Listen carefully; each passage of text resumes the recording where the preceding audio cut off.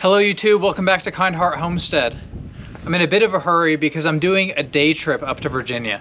It's very rare, I've only done a couple of those because it takes over 4 hours to get here from where our home base currently is in South Carolina. But for this specific trip, the temperature is dipping down into the 20s the next few nights. I really don't want to spend the night here.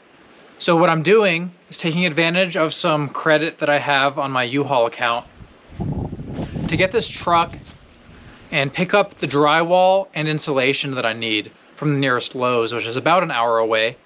There might be a slightly closer Lowe's to the north.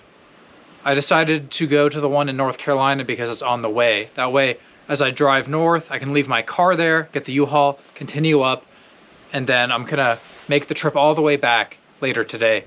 So I've calculated probably like pretty close to 10 hours of driving.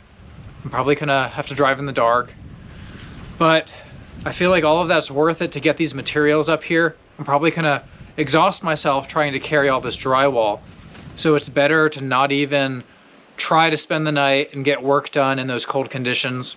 I'm gonna unload all the stuff on probably the coldest day of the month, and we'll just see how it goes. For now, my priority is just to unload this stuff. Stick around, and I hope you enjoy the time lapse of me unloading these materials. Thanks. I have to get all this fiberglass insulation off the truck before I can access the stack of drywall. But you can see here I have 3 different varieties. I have cylindrical rolls of R19 with no paper on the back. Then I have 2 selections of paper-backed bats. I have R15 for 16 inches on center studs, and I have R19 for 24 inches on center studs. Obviously, the R19 is too thick for a 2x4 cavity. If it's not obvious to you, it's because the insulation is about twice as thick, and you can only fit it in a minimum of a 2x6. The R15 is fine for 2x4s. So the R15 is going to go into all of my exterior walls. The paper-backed bats allow me to staple it, and it prevents it from sagging. The R19 for the ceilings is also going to have paper stapled to the joists, and that'll keep it up there. But the R19 rolls will be rolled out the length of the building perpendicular to my joists, and that will essentially double the insulation of the ceiling. Not quite to what I believe the residential code is to this area, but it should be fine for the shed. If my calculations are correct, it should give me about an R38, but you have to factor in the joists and how they kind of bridge thermally for that first layer, but then the second layer is going to go perpendicular and cover the stud, and I'm doing that on purpose so the thermal bridging doesn't actually get all the way to the cold air that'll be up in the attic space. Since wood is a very poor insulator, it's important to try to minimize thermal bridging when possible. So far, I've only unloaded the 8-foot boards, and I'm sure this would be easier with 2 people. But I just need to do it myself. Oh, sorry, I'm out of breath. Anyway, my building inspector convinced me to get the mold-resistant drywall for the bathroom, even though according to my research, there's no evidence to suggest that it performs any better than regular drywall once it's painted appropriately. But it's only a few dollars extra, so I got it. But it is definitely heavier. I noticed the difference moving from that colored board to the regular board.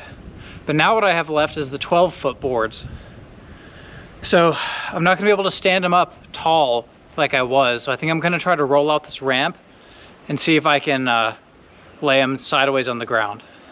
So lacking any sort of lift or tools to get this large piece of drywall out of the truck, I decided to just keep it combined. I'm not sure if you know this, but drywall, they come in pairs.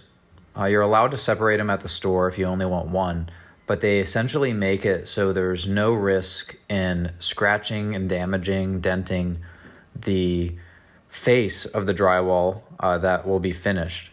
They basically keep the back of the boards on the outside, and they're taped together in such a way where as long as you have a partner to help you carry them, they will stay together, and then you can separate them inside once you're in a controlled space. But it's impossible for me to carry more than one of these since I can barely carry one. So I basically just slid the pair out onto the ramp, tried to stand them up, and then separate them. You can see I'm having some issues with the wind. These things are about to carry me out into the sky because it's essentially acting as a big sail. But this is the only way I have to do it. And I can't park any closer to the building because of the septic tank. So this is just the best I can do. The only place I have to stage this drywall is on the right-hand side of the building, just inside the door. Basically, you see every time I go in, I have to close the door because all the drywall is getting put behind that door.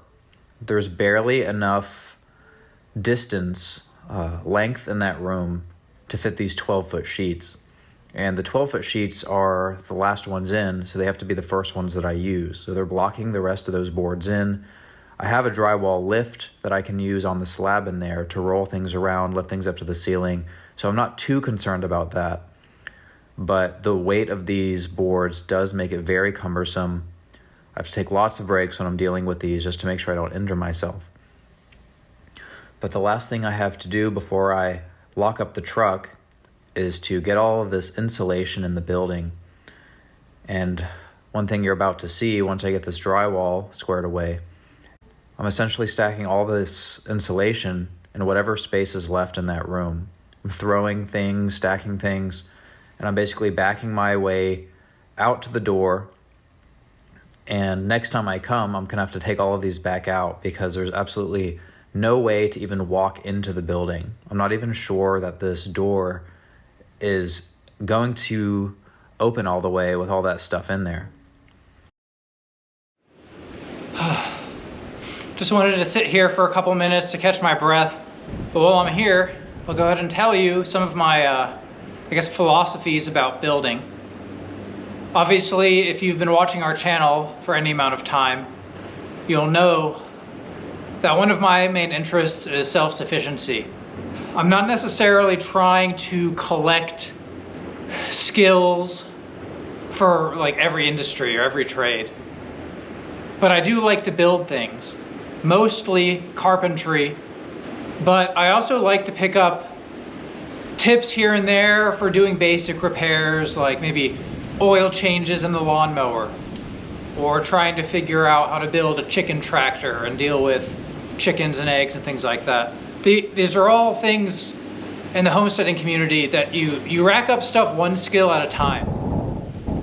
It's not like a profession where you kind of jump head first into doing something full time and you get skills on the job through mentoring. It's more like a situation where whatever lifestyle you're in, no matter how ingrained in society you are, into a city lifestyle, public transit, eating out, grocery stores, no matter what your lifestyle is, if you have any interests of being self-sufficient for any number of reasons, whether it's health, wellness, trying to raise your children in a different environment, maybe you've retired and your body can't put up with the harm and the toxins of the environment that you're in, no matter what the reason is, you can always start picking up individual skills one at a time. For me, I'm interested in health, but I'm also interested in building things myself and having that sort of satisfaction to be in something, living in something that I built with my bare hands. And that's why my goal is to build a house by myself. This shed is proving to be pretty difficult, pretty challenging. A lot of it's because I'm doing trades and tasks that I haven't done before, such as concrete work, metal siding, things like that. But you know, it's an amazing training opportunity. I'm learning what not to do for the house. Well, I feel my breathing returning a bit to normal, so I need to get going.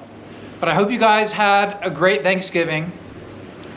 Keep on the lookout for future episodes in this series where I'm going to get the drywall and this insulation up. I'm going to get my solar panels on a ground mount array. I'm going to get my well hooked up to this building. I'm going to get the septic tank hooked up to this building. And then all of that is probably going to be, well, most of it's going to be repeated again for the house. Obviously, I don't have to redo the solar array, but I am going to have to trench and hook all of this up again to the big house once we build it. So I'll see you next time. Kind Heart Homestead. Please click that subscribe button. Start a discussion in the comments for what you'd like me to focus on in future videos.